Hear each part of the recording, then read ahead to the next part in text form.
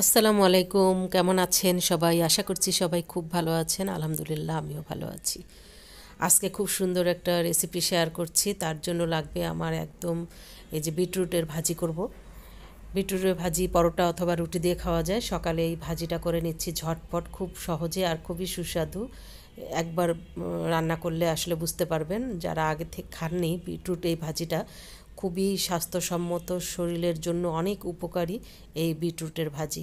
আমি গ্রেট করে নিচ্ছি একটা বিটরুট আমার গ্রেট করা হয়ে গেছে, আর সামান্য একটু গাজর দিব, ওটাও একটু গ্রেট করে নিয়েছি।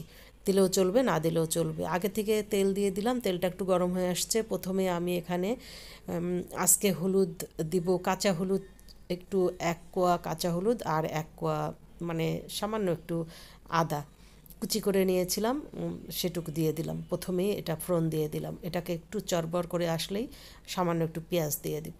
আর আদা আর হলুদের কুচিটা দিলাম, এতে তো আরও শরীরের জন্য, হেলথের জন্য আরও ভালো। ওর আব্বুর জন্য আমি বানাচ্ছি সকালে, আমিও খাবো, ওর আব্বুও খাবে, কেননা এটা খুবই উপকারী একটা ভাজি। আর খেতেও কিন্তু উপকার যে তা না, যে জিনিসগুলো উপকার হয় সেগুলো কিন্তু খেতে ভালো লাগে না, কিন্তু বিটরুটের ভাজিটা যে এত মজার। যখন চড়বড় করে আসলো, আমি এর মধ্যে বিটরুটগুলো দিয়ে দিলাম। আর এখানে কিন্তু একটা খুবই, ঢাকনা দিতে হবে না, তাড়াতাড়ি হয়ে যায়। খেতেও যেমন মজা, দেখতেও কিন্তু খুবই সুন্দর, লাল টসটস করছে। লাল শাক এর পরিবর্তে বিটরুটটাও খাওয়া যেতে পারে। আমি তো এই শীতে বিটরুটের ভালোই ফায়দা নিতেছি। আর এই যে শেয়ার করলাম ভাজিটা খুবই স্বাস্থ্যসম্মত। আমি সামান্য একটু গাজর দিয়ে দিলাম একটা, আর একটু পাতাকপি কুচানো ছিল, ওটুকু দিয়ে দিলাম। কয়েকটা কাঁচামরিচ দিয়ে দিলাম, দিয়ে খুব মানে ভালো করে নাড়াচাড়া করব। এটা ঢেকে দেব না, আর ঢেকে না দিয়ে কিন্তু হয়ে যাবে। এসব সবজি পুরোপুরি সেদ্ধ না হলেও চলে, হাফ সেদ্ধ হলেও খেতে কিন্তু ভীষণ মজা লাগে।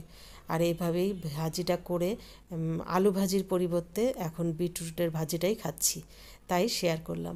সামান্য লবণ দিয়ে দিলাম, তরকারির সেরা মানে লবণ। লবণ না দিলে তো হবে না। আর এখানে আমি অন্য কিছুই দিব না। পেঁয়াজ কুচি কিছুটা উপরে দিয়ে দিলাম, এতে টেস্টটা আরও বাড়বে। দেখতেও কিন্তু যেমন সুন্দর লাগতেছে, খেতেও কিন্তু তেমনই মজা। আর এখন কিন্তু বাজারে বিটরুট পাওয়া যাচ্ছে। সামান্য একটু চিনি দিয়ে দিলাম। আজকে আমি এইটা পরোটা দিয়ে খাবো, এই জন্য সকালের দিকে ভাজিটা করছি। আর এটা কিন্তু ভাতের সঙ্গে খেতেও কিন্তু মজা, বেশ মজা ভাতের সঙ্গেও। তো যদি রেসিপিটা ভালো লেগে থাকে, একটা লাইক দিয়ে দিতে সমস্যা নেই, দেখতে মানে দিলে ভালোই হয় আর কি, একটা লাইক, তাই না? আর যারা যারা ভিডিও দেখছেন, আমার চ্যানেলটা একটা সাবস্ক্রাইবও করে নেবেন। আশা করছি ভালো লাগবে এই রেসিপিগুলো। আমি স্বাস্থ্যসম্মত রেসিপি দেওয়ার চেষ্টা করি, যেগুলো আমি নিজের জন্য বানাই সেগুলাই দেখানোর চেষ্টা করি।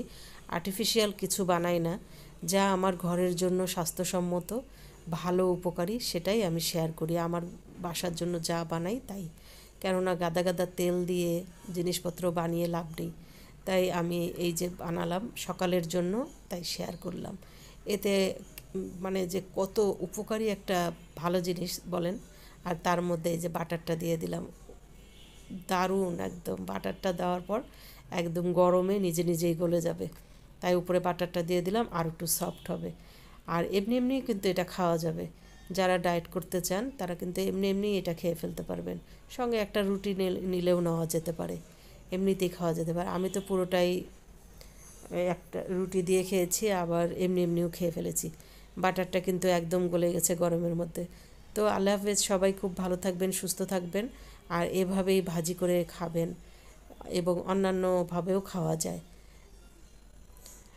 আর বিটরুট কিন্তু কিছুটা মিষ্টি হয় মাঝে মাঝে, কতগুলো মিষ্টি হয়, কতগুলো আবার আবার কিছুটা আবার গন্ধ গন্ধ টাইপ থাকে। আমারটা কিন্তু একদম গন্ধ ছিল না, খুবই সুন্দর। এই যে পরোটা ভেজে নিলাম, ওর আব্বুকে দিব। আর এই যে ভাজি, আলু ভর্তা। আল্লাহ হাফেজ।